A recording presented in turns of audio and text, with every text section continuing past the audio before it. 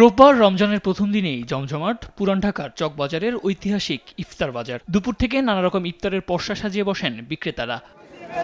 কেউ ব্যস্ত হাঁকডাক দিয়ে বিক্রিতে, আবার কেউ ব্যস্ত প্যাকেট করতে। রাজধানীর বিভিন্ন এলাকা থেকে দলে দলে ক্রেতারা আসছেন, পছন্দের খাবার কিনে নিয়ে যাচ্ছেন।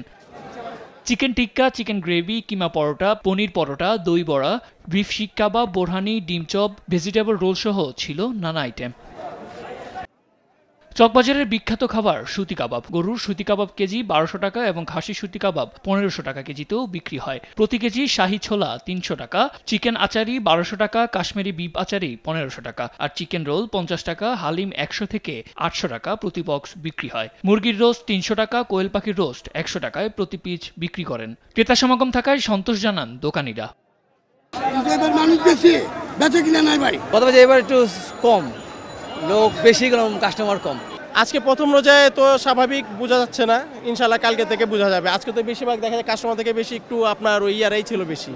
ইফতার কিনতে বিভিন্ন স্থান থেকে এসেছেন ক্রেতারা, এসেছেন বিদেশিরাও। খাবারের মান ও দাম নিয়ে রয়েছে মিশ্র প্রতিক্রিয়া।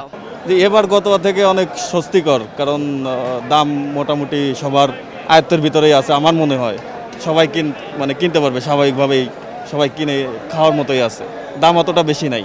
এখানে দামটা একটু বেশি, কিন্তু আমরা খুঁজতেছি যে একটু অথেন্টিক বা খাবারের মানটা যেন ভালো হয়। গতবার তো কমই আছে আলহামদুলিল্লাহ। To join in with the iftar and taste some of the delicious foods. The atmosphere is wonderful.